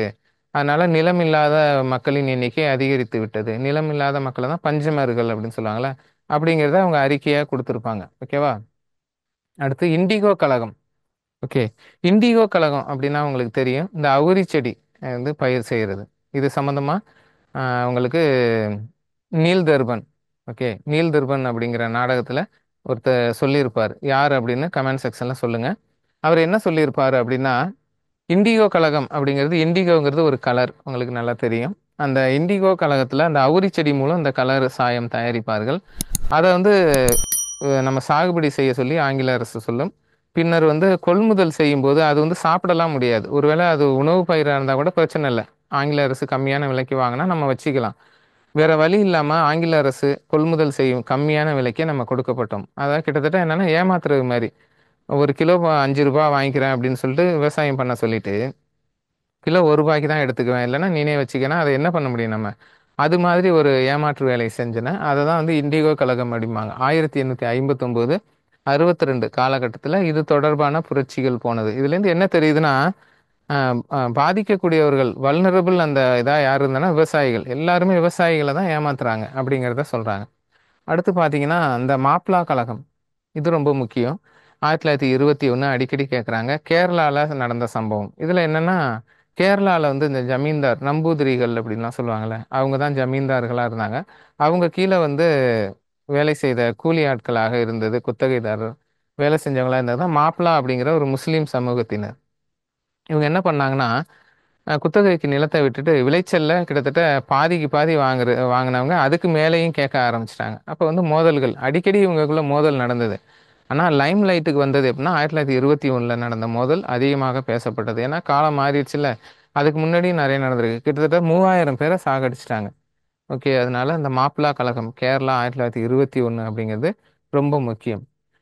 இப்போ ஆங்கிலேயர் காலத்தில் நடந்ததை பார்க்குறோம். ஆனால் நம்ம சுதந்திரத்துக்கு பிறகும் 1968 தமிழ்நாட்டில் நாகை மாவட்டத்தில் கீழ்வெண்மணி அப்படிங்கிற இடத்துல கூலியை உயர்த்தி கேட்ட தலித் விவசாயிகளுக்கும் அந்த நில உடைமையாளர்களுக்கும் பிரச்சனை ஏற்பட்டது, மோதல் ஏற்பட்டது. அப்போது தீ வைத்து 44 பேர் வந்து உடல் கருகி இறந்தனர். இந்த சினிமாவிலலாம் காட்டுவாங்களே அது மாதிரி. இதுதான் கீழ்வெண்மணி அந்த சம்பவம். ஓகேவா? இப்படி வந்து நடந்துக்கிட்டே இருக்கு. அடுத்து பார்த்தீங்கன்னா இந்த பர்தோலை சத்தியாகிரகா நீங்கள் படிச்சிருப்பீங்க. அதனுடன் தொடர்புடையவர் யார் அப்படின்னா இந்தியாவின் இரும்பு மனிதர் சர்தார் வல்லபாய் பட்டேல். ஓகேவா? அவரோட போராட்டமாக இருந்திருக்கு 1925. குஜராத்தில் பெரும் பஞ்சம் 1925. அந்த நேரத்தில் வரி வசூல் வந்து நிறுத்தப்படவில்லை. பஞ்ச காலத்திலும் வரி வசூல் செய்வதை நிறுத்தவில்லை. அதனால வந்து பர்தோலை என்ற இடத்துல சத்தியாகிரக போராட்டம் சர்தார் வல்லபாய் பட்டேல் தலைமையில் நடந்துச்சு. ஓகேவா? இதுக்கு முன்னாலெல்லாம் ஆங்கிலேயர் காலத்தில் நிறைய இது மாதிரி பண்ணியிருக்காங்க. அப்போல்லாம் பெரிதாக போராட முடியவில்லை. இப்போ கால மாற்றத்தின் காரணமாக இந்திய தேசிய எழுச்சியின் காரணமாக 1925 போராடினாங்க. இதுவும் கேட்டிருக்காங்க. ஓகேவா? இப்போ இந்த நில சீர்திருத்தம் இருக்குல்ல, அப்படின்னா என்ன, அதோட நோக்கங்கள் என்ன அப்படிங்கிறத நம்ம பார்க்க போகிறோம். ஓகே, நில சீர்திருத்தம்னா என்னன்னா, நிலங்கள் வந்து ஒரு குறிப்பிட்டவர்களில் மட்டும் குவிந்து கிடக்கிறது. ஓகேவா? நிலம் இல்லாத ஏழைகள், பஞ்சமர்கள், கூலி தொழிலாளிகள் நிறைய பேர் இருக்காங்க. இது வந்து ஒரு பெரிய ஏற்றத்தாழ்வையும் சமூகத்தில் பல பிரச்சனைகளுக்கும் காரணமாக அமையுது. சுரண்டலுக்கு மிகப்பெரிய ஒரு காரணமாக இருந்ததால் இந்த நிலத்தை சீர்திருத்தி உழுபவனுக்கே நிலம், வேலை செய்பவனுக்கே நிலம் என்றபடி நிலத்தை கொண்டு வருது. கிட்டத்தட்ட இன்னைக்கு அஸ் ஆஃப் நவ் இன்னைக்கு எப்படி இருக்கு இந்தியாவில் அப்படின்னு பார்த்தீங்கன்னா 95% சரியாயிருச்சு நில சீர்திருத்தம். அதாவது விவசாயிகளுக்கு நிலங்கள் விவசாயம் செய்பவர் கை வரைக்கும் வந்துருச்சு. ஓகேவா? ஏன் அப்படின்னா அதுக்கு பல சட்டங்கள், அரசியலமைப்பு சட்டங்களும் அதுக்கு ஒரு காரணம். அதையும் நம்ம டீட்டெயிலாக பார்க்க போகிறோம். ஓகேவா? அடுத்து பார்த்தீங்கன்னா நோக்கங்கள், நில சீர்திருத்தத்தின் நோக்கங்கள் என்ன அப்படின்னு பார்த்தீங்கன்னா சமூக நீதி. ஓகே, அனைவருக்கும் சமமான வாய்ப்பு, சமூக நீதி, சமதர்ம பொருளாதாரம்னு சொல்லுவாங்கள்ல, சோசியலிசம். அது அது வந்து இதை சமூக நீதி வந்தால் தான் இந்த நில சீர்திருத்தங்கிறது வந்து கண்டிப்பாக என்ன செய்ய சக்ஸஸ் ஆனது மாதிரி அர்த்தம். அதுக்கு தான் சமூக நீதி சொல்கிறாங்க. அடுத்து சுரண்டலை தடுத்தல். இதில் வந்து மிகப்பெரிய ஒரு சுரண்டல் இருக்குது. ஓகே, சுரண்டல் மீன்ஸ் என்னென்னா ஏமாத்துறது. எப்படின்னா இந்த குத்தகைதாரர்கள்லாம் பயங்கரமாக இந்த சாகுபடி செய்கிறாங்களே, அவங்க வந்து கூலியை உயர்த்தி கேட்டால் என்ன சொல்லிடுவார்னா ஜமீன்தார், சரி நீங்கள் அவங்க என்ன சொல்லுவாங்கன்னா, நாங்கள் எங்கள் ஊர்லேருந்து யாரும் வேலைக்கு வர மாட்டோம் அப்படின்னு சொல்லிடுவாங்க. நீங்கள் கூலியை உயர்த்தி கொடுக்கலாம், நாங்கள் யாரும் வேலைக்கு வர மாட்டோம். இப்போ ஜமீன்தார் என்ன சொல்லுவார் அப்படின்னா, ஓகே நீங்கள் வரலன்னா பரவாயில்ல, நான் நிலத்தை தரிசா போட்டுருவேன், எனக்கு என்னன்னு சொல்லிட்டு 2-3 வருஷம் 5-10 வருஷம் கூட தரிசா போட்டுருவாங்க. பாதிக்கப்படுறது யார், நீதானே அப்படின்ட்டு திரும்ப இவங்கெல்லாம் போய் அவங்க காலில் விழுந்து ஐயா மன்னிச்சிருங்க, எங்களை திரும்ப நாங்கள் விவசாயம் பண்ணுறோன்னா அது மாதிரி கொண்டு வந்துடுவாங்க. இதுதான் சுரண்டல் அப்படிங்கிறது. மக்களிடம் ஃபுல்லாக அவங்கள்ட்ட வந்து குத்தகை அந்த வேலை செய்கிற கூலி தொழிலாளர்கள்ட்ட வேலை வாங்கிடுவாங்க. இந்த மழை காலங்களில் ஐப்பசி கார்த்திகை மாதங்களில் வேலை இல்லாமல் வந்து ஒரு வேளை உணவு கேட்டால் கூட கொடுக்க மாட்டாங்க. அது மாதிரி ஒரு மிகப்பெரிய சுரண்டல். அடுத்து உற்பத்தி திறன் அதிகரிப்பு. இந்த நில சீர்திருத்தம் செய்தால் உற்பத்தி திறன் அதிகரிக்கும். எப்படி? ப்ரொடக்டிவிட்டிக்கும் இதுக்கு என்ன சம்மந்தம் அப்படின்னா, நிலங்கள் ஒருத்தட்டையே 500 ஏக்கர் 1000 ஏக்கர் அப்படி இருந்துச்சுன்னா சாகுபடி வந்து ப்ராப்பராக பண்ண மாட்டார். பேரளவில் சாகுபடி நடக்கும். சில இடங்களில் விட்டுருவாங்க, அது கிடக்குது போ அப்படின்ட்டு. ஆனால் நிலங்கள் பிரித்து அனைவர் கையிலும் இருக்கும்போது, அது விவசாயிகள் கையில் இருக்கும்போது நிலத்தில் ஒரு இடத்த கூட வேஸ்ட் பண்ண மாட்டாங்க. நீங்களே பார்த்துருப்பீங்க. வரப்பை கூட விட மாட்டாங்க. வரப்புல ஏதாவது ஒரு பயிர் செய்வாங்க. அங்கங்க உள்ள இடத்த வேஸ்ட்டே பண்ண மாட்டாங்க வரப்புல. அதெல்லாம் வந்து நிலத்தை வந்து எந்த ஒரு இடத்தையும் வேஸ்ட் பண்ணாம, ஃபுல்லா யுட்டிலைஸ் எப்போ பண்ணுவாங்க அப்படின்னா, நிலங்கள் வந்து ப்ராப்பரா விவசாயிகள் கையில இருக்கும்போது தான் அதெல்லாம் நடக்கும். ஓகேவா? ஒருத்தர்ட்டயே இருந்துச்சு அப்படின்னா, பேரளவில தான் விவசாயம் நடக்கும். உற்பத்தி திறன் குறையும். அத தான் இங்க சொல்றாங்க. அடுத்து வறுமை ஒழிப்பு. வறுமை ஒழிப்பு அந்த காலத்திலேருந்து இந்தியாவின் நோக்கமாக இருந்திருக்கு. இன்னைக்கும் பார்த்தீங்கன்னா, உலகத்திலேயே அதிக ஏழைகள் உள்ள நாடா தான் இந்தியா இருக்கு. வறுமை இன்னும் ஒழிக்கப்படவில்லை. இப்ப சீர்திருத்தம் செய்தால் உணவு உற்பத்தி அதிகரிக்கும், வறுமை ஒழியும். அதனால தான் பார்த்தீங்கன்னா, நில சீர்திருத்தம் செய்ய வேண்டும் அப்படிங்கிறத இங்க வலியுறுத்துறாங்க. அடுத்து இடைத்தரகர்களை ஒழிக்க வேண்டும். அப்பயிலேருந்து சொல்றோம். இந்த மீடியேட்டர்ஸ் அவங்க பார்த்தீங்கன்னா, அவங்கள ஒழிக்கணும். ஏன்னா, அவங்க அதிகபட்ச பணம் சம்பாதிச்சுடுறாங்க. இப்ப ஜமீன்தார் பார்த்தீங்கன்னா, எந்த கஷ்டமும் படாம வந்து பஞ்ச காலத்துல கூட மக்களை ஏமாத்தி மிரட்டி வரி வாங்கிடுறாரு. ஏன்னா, அவருக்கு வந்து அந்த 10, 11ல ஒரு பங்கு கிடைக்குது அப்படிங்கிற ஒரே ரீசனுக்காக. ஓகேவா? அது மாரி. இன்னும் பார்த்தீங்கன்னா, இன்னைக்கு ரியல் எஸ்டேட் பண்றவங்கலாம் அப்படிதான் பண்ணுவாங்க. ஒரு இடம் 5 லேக்ஸ் போகுது அப்படின்னா, அவங்களுக்கு கமிஷன் 50,000 வருதுன்னா, இடத்த 10 லேக்ஸ் இடத்தோட வேல்யூவ ஏத்திட்டு, இந்த இடத்துல வேல்யூ அதிகமாச்சு, முனிசிபாலிட்டி வந்துருச்சுன்னு சொல்லிட்டு, அத 10 லேக்ஸ் அப்படின்னு இடத்தோட மதிப்பை உயர்த்திட்டா, இவங்களுக்கு 1,00,000 கிடைக்கும். ஒரு 50,000 அதிகம் கிடைக்கும் அப்படிங்கிறதுக்காக இந்த ரியல் எஸ்டேட் புரோக்கர்ஸ் என்ன பண்ணுவாங்கன்னா, வாங்குறவனுக்கு 5,00,000 ஏத்தி விட்டுருவாங்க. அது மாதிரி அந்த காலத்துல பண்ணியிருக்காங்க. இப்ப புரியுதா? இடைத்தரகர்கள் எதுக்கு ஒழிக்கப்பட வேண்டும் அப்படின்னு. அடுத்து வந்து அரசின் சலுகைகளை பெறுதல். அரசோட சலுகைகள் இன்னைக்கு இந்த பிரச்சனை நிறைய இருக்கு. மானியம், நிவாரணம் கொடுக்கறது, அடுத்து இன்சூரன்ஸ் பணம் வருது. இதனால தான் சாகுபடி செய்கிறவனுக்கும் நிலத்தின் உரிமையாளருக்கும் சண்டை வரும். ஓகேவா? சாகுபடி செய்கிறாங்க, அதோட பலனை அனுபவிக்கும் போது எந்த பிரச்சனையும் வராது. நிவாரணம் இது போல அரசின் சலுகைகள் வரும்போது இவங்களுக்கு சண்டை வந்துடும். அந்த நிவாரணமும் சரியாக சென்றடையாது. இன்னும் சில இடத்துல பார்த்தீங்கன்னா, சாகுபடி ஒருத்தர் பண்ணுவார், அந்த நிவாரண பணத்தை அதோட ஓனர் அவர் பேங்க் அக்கௌண்ட்டை கொடுத்து அவர் வாங்கிக்குவார். அக்ரிமெண்ட்லேயே அது மாதிரி போட்டுருவாங்க. இன்னைக்கு வந்து அப்படி இருக்கு. ஓகே, இல்லைன்னா 1/2 பண்ணி ஆளுக்கு பாதி எடுத்துக்குவோம் அப்படிலாம் இது பண்ணிக்குவாங்க. அதை மீறிய சில சம்பவங்களும் நடக்கும்போது தான் கோர்ட் கேஸ் அப்படி இப்படின்னு போயிடுவாங்க. ஓகேவா? அடுத்து பாருங்க, துண்டு நிலங்களை இணைத்தல். இது வந்து ஒரு முக்கியமான பிரச்சனை. துண்டு நிலங்களை வந்து இணைக்க வேண்டும் அப்படிங்கிறது. ஏன்னா துண்டு நிலங்கள் எப்படி வருது அப்படின்னு பார்த்தீங்கன்னா, இப்ப நம்ம தாத்தாட்ட வந்து 4 ஏக்கர் இருந்துச்சு. அவங்களுக்கு 4 பையன் அப்படின்னா, நம்ம அப்பாவுக்கு 1 ஏக்கர் நிலம் வரும். நம்ம அப்பாவுக்கு ஒரு 3 பையன் அப்படின்னா, அந்த 1 ஏக்கர் 3ஆ உடையும். இப்படி வந்து ஒரு தலைமுறை கிடக்கும்போது நிலங்கள் துண்டாயிட்டே போனா என்ன ஆகும்? உற்பத்தி திறன் வந்து குறையும். அதிகமா வந்து நிலங்கள் துண்டாகக்கூடாது. அதை தான் வந்து துண்டு நிலங்களை இணைத்தல் அப்படின்னு சொல்லுவாங்க. அடுத்து குத்தகைதாரர் பாதுகாப்பு. இப்போ ஒரு நிலத்தை ஒருத்தர் குத்தகை பண்றாருன்னு வச்சுங்களேன், அவருக்கு வந்து பாதுகாப்பு இருக்கணும். எப்படின்னா, இப்போ வந்து ஒரு அக்ரிமெண்ட்லாம் போடாம ஒருத்தர் குத்தகைக்கு விட்டுருவாங்க. ஒரு 2 வருஷம் கழிச்சு, "இல்ல நீங்க போயிருங்க. குத்தகை வேண்டாம். பணத்த திருப்பி தந்துர்றேன். நீங்க விட்டுட்டு வெளிய போயிருங்கம்பாங்க." அப்ப அந்த குத்தகைதாரர் வந்து தன்னோட மொத்த முதலீட்டையும் அந்த நிலத்துல போட்டிருப்பாரு. சரியான அந்த அறுவடை நேரத்துல, பண பலனை அவர் அனுபவிக்க வேண்டிய நேரத்துல சண்டை போட்டு வெளிய அனுப்பிருவாங்க. இதுதான் வந்து அது மாரி கரெக்ட்டான நேரத்துல அவங்கள வெளிய அனுப்பிருவாங்க. இதுதான் அவங்களுக்கு ஒரு பாதுகாப்பு இல்லாம இருக்கும். குத்தகைதாரர் பாதுகாப்பு. அது சம்மந்தமாவும் சட்டம் இயற்றியிருக்காங்க. எல்லாம் நம்ம பார்ப்போம். அடுத்து நில உச்சவரம்பு. நில உச்சவரம்பு. ஒரு விவசாயி, ஒரு மனிதர், தனி மனிதர், ஒரு குடும்பத்துக்கு இவ்வளவுதான் அப்படின்னு ஒரு உச்சவரம்பு இருக்கணும். இல்லன்னா பணக்காரர்கள் வந்து நிலத்தை மேலும் மேலும் வாங்கி குவிப்பார்கள்.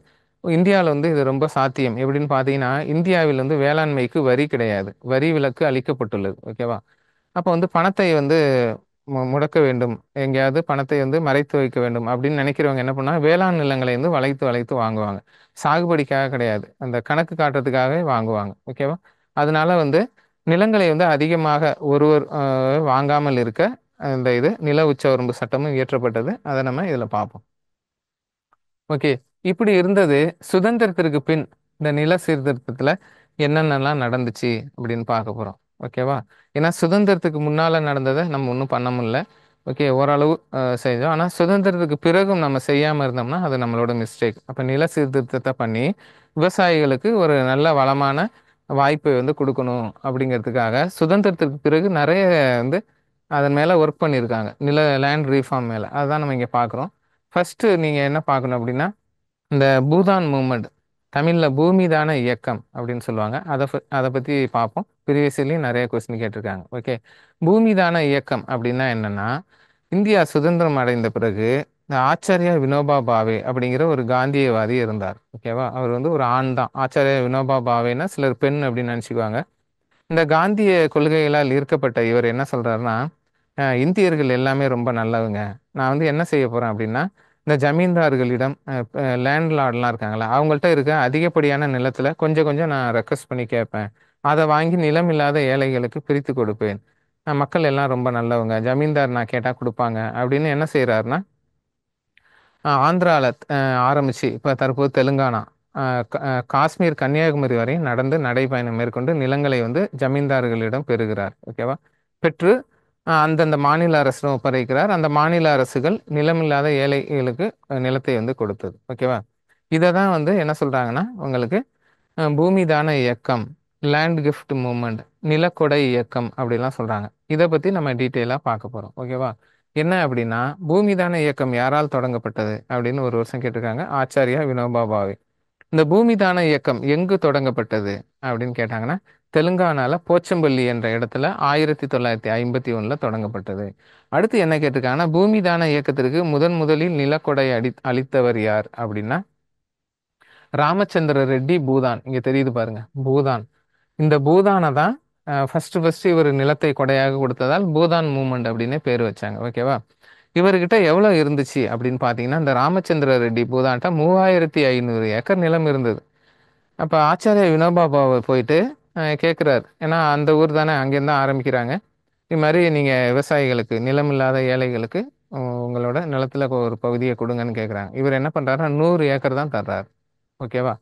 ஒண்ணும் இல்ல. அவரு ஹேப்பி ஆயிட்டாரு. 3500ல 100 ஏக்கர் குடுத்தோனே ஹேப்பி ஆயிட்டு, அந்த மூவ்மெண்ட்டுக்கு அவர் பேர வச்சுக்கிட்டு நடைப்பயணத்த ஆரம்பிச்சுருவாரு. அதுக்கப்புறம் இவருக்கு ஒரு கில்ட்டி ஃபீலிங் ஆயிரும். 3500ல 100 தான் குடுத்துருக்கேன் அப்படின்ட்டு இவர் என்ன சொல்லுவார்ன்னா, திரும்ப ரிட்டர்ன் வரும்போது திரும்ப ஒரு 800 ஏக்கர இந்த ராமச்சந்திர ரெட்டி பூதான் வந்து குடுத்திருப்பார். ஓகேவா? இப்படியா வந்து திருமணம் கூட பண்ணிக்கல. நம்ம ஆச்சார்யா வினோபா பாவே கடைசி வரை. இந்தியா முழுவதும் கிட்டத்தட்ட 20 வருடம் நடந்து 3,00,000 ஏக்கர் நிலங்களை பெற்றிருக்கிறார். அப்படியே அந்த மாநில அரசுகிட்ட குடுத்துருவாரு. இப்ப தமிழ்நாட்டிலயும் வாங்கியிருக்காரு. தமிழ்நாட்டுல வாங்குனத தமிழ்நாடு கவர்மெண்ட் கிட்ட குடுத்துட்டாரு. ஓகேவா? தமிழ்நாட்டுல பார்த்தீங்கன்னா, மதுரை காந்தின்னு சொல்லுவோம்ல. என்.எம்.ஆர். சுப்பாராமன். மதுரை காந்தி இருக்கார்ல. இவரு வந்து பார்த்தீங்கன்னா, 100 ஏக்கர் நிலங்களை இருக்கிற நிலத்த அப்படியே வந்து குடுத்துருவாரு. அதனால தான் இவர மதுரை காந்தி அப்படிம்பாங்க. ஓகேவா? தமிழ்நாடு அரசுகிட்ட குடுத்தா, அது பூமி தான இயக்க சட்டம்னு ஒண்ணு இயற்றி, மக்களுக்கு வந்து ஏழை மக்களுக்கு அந்த நிலங்கள் பிரித்து கொடுக்கப்பட்டது. இந்த ஆச்சார்யா வினோபா பாவ பத்தி இன்னொரு விஷயம் முக்கியமா கேட்பாங்க. தனிநபர் சத்தியாகிரகத்தை முதலில் தொடங்கியவர் யார்? அப்படின்னா 1940ல நம்ம ஆச்சார்யா வினோபா பாவே தான். ஓகே. 1956, 57 காலகட்டங்கள்ல தமிழ்நாட்டிற்கு வர்றார். இந்த ஆச்சார்யா வினோபா பாவே. ஓகேவா? இது வந்து ஒரு முக்கியமான இயக்கம். பூமிதான இயக்கம். இதனால என்னாச்சுன்னா, நெறைய நிலங்கள் வந்து சட்டம் இயற்றாமலேயே அந்த ரெக்வெஸ்ட் பண்ணி ஹம்பிளா கேட்டு நெறைய நிலங்களை வாங்கி அரசுக்கு கொடுத்தார். அரசு என்ன பண்ணுச்சுன்னா, நிலமில்லாத பஞ்சமர்களுக்கு, அந்த ஏழை தலித் மக்களுக்கு பிரித்து கொடுத்தது. இது வந்து நில சீர்திருத்தத்தின் ஒரு முக்கிய மைல்ஸ்டோனா பார்க்குறாங்க. ஓகேவா? அடுத்து என்ன அப்படின்னு பார்த்தீங்கன்னா,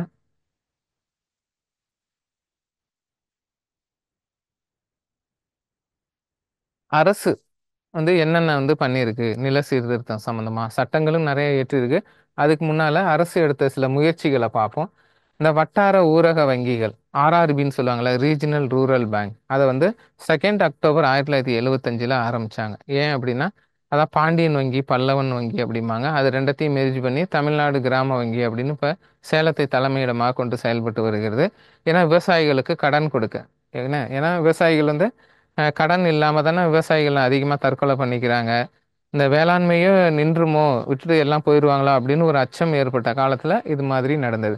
அடுத்து NABARD, national bank for agricultural and rural development அப்படிங்கிற வேளாண் மற்றும் கிராமப்புற மேம்பாட்டுக்கான தேசிய வங்கி என அழைக்கப்படும் இந்த நபார்டு பேங்க் வந்து 1982ல ஆரம்பிக்கிறாங்க. ஓகேவா?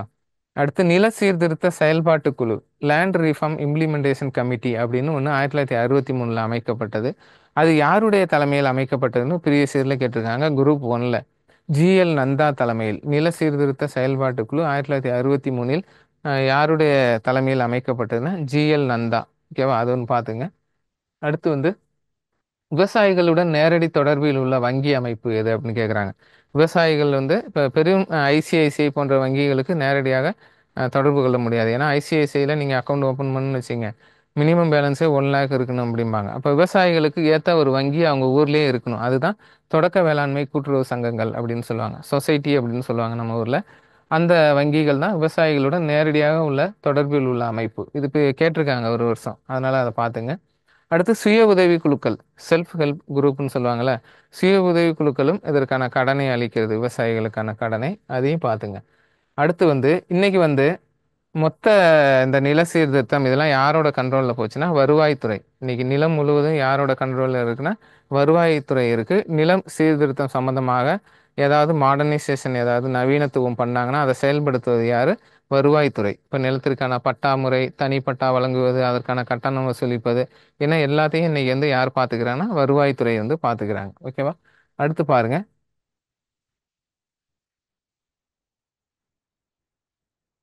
இதுல என்ன பார்க்க போறோம்னா, நிலம் துண்டாதல் மற்றும் கூட்டுறவு வேளாண்மை. இது ஒரு முக்கியமான போர்ஷன். நிலம் துண்டாதல் அப்படின்னா என்ன? கூட்டுறவு முறை. நிலம் துண்டாதல்னா என்னன்னு நான் உங்களுக்கு சொல்லிட்டேன். ஓகே, பரம்பரை பரம்பரையாக வரும்போது நிலம் பிரித்து கொடுத்துக்கிட்டே வரும்போது என்ன ஆகுது? 5 ஏக்கரு 1 ஏக்கர் ஆகி 1 ஏக்கர் 5 பீஸா போடும்போது நிலம் துண்டாதல் நடக்கும். அப்போ வேளாண்மை பண்றவங்களுக்கு ஒரு ஆர்வம் குறைஞ்சிரும். இப்போ உங்களுக்கு ஒரு ஒரு மாங்கிறாங்கன்னு வச்சுங்களேன், அதுல நீங்க சாகுபடி பண்ணா பெருசா ஒன்றும் கிடைக்காது. அப்ப நீங்க அதை தரிசா போட்டுட்டு நீங்க வேற வேலைக்கு போயிருவீங்க. இதுதான் நிலம் துண்டாதல்.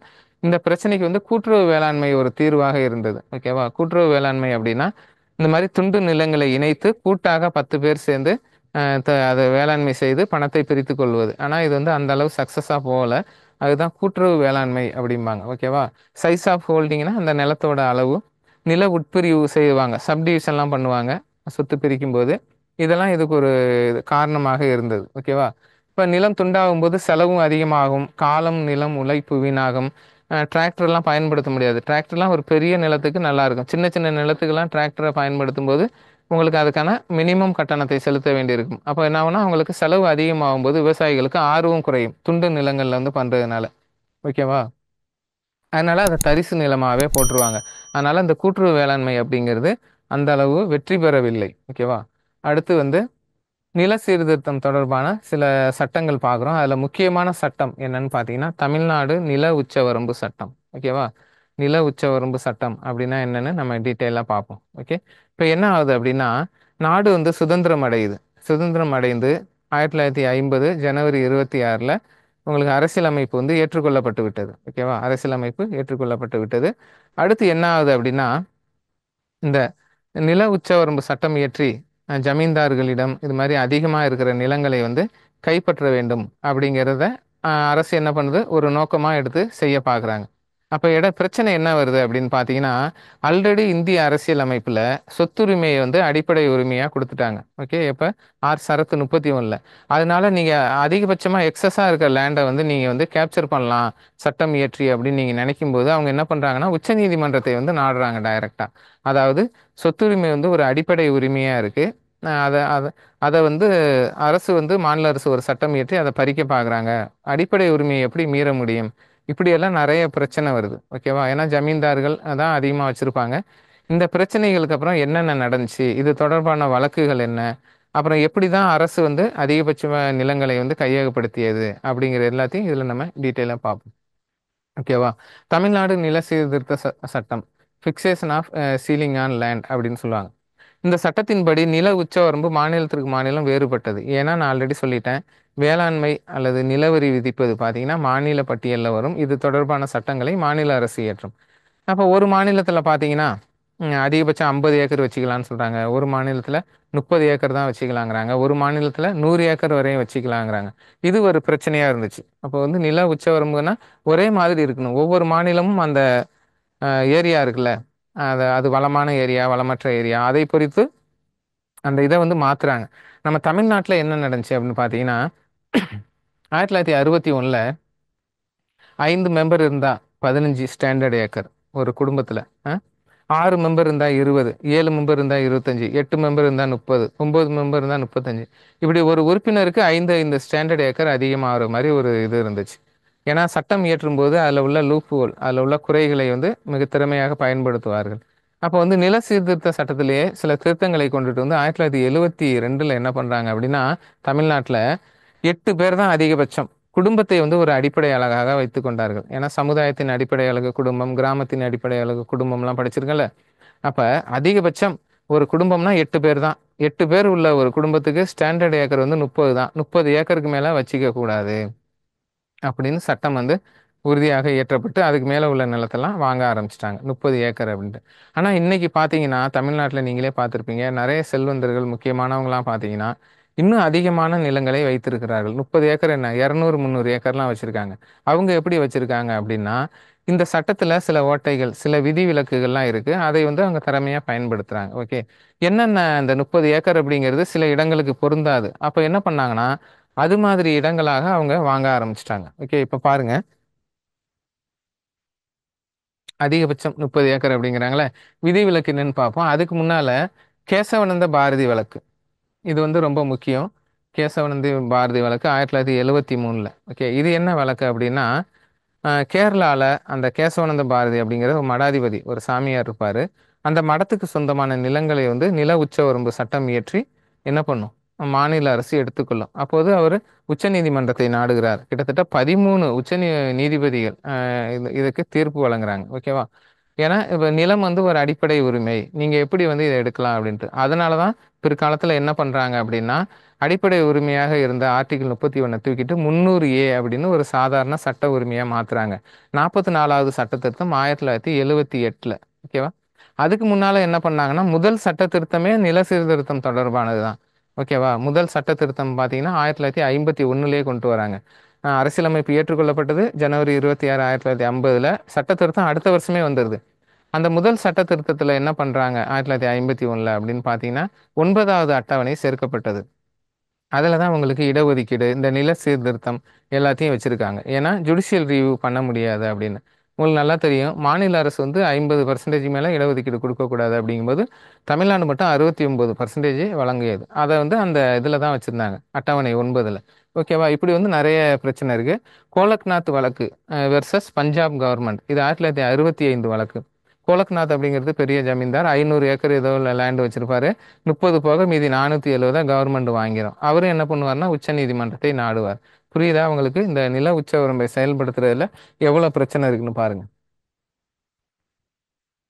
இதுல குறைகள் நில உச்சவரம்பு சட்டம் இன்றளவும் செயல்படுத்தப்படுகிறது. ஆனா இதுல குறைகள் இருக்கு. அதை தான் இதுல நம்ம பார்க்க போறோம். விலக்கு அளிக்கப்பட்டவை என்னன்னு பாத்தீங்கன்னா, தோட்டங்கள். இப்போ வந்து டீ கார்டன், ரப்பர் கார்டன், கரும்பு தோட்டங்கள். இந்த தோட்டங்களுக்கு வந்து இந்த ஏக்கர் வந்து செல்லாது. எவ்வளவு வேணாலும் வச்சுக்கலாம். ஓகேவா? அடுத்து அறக்கட்டளைகள்.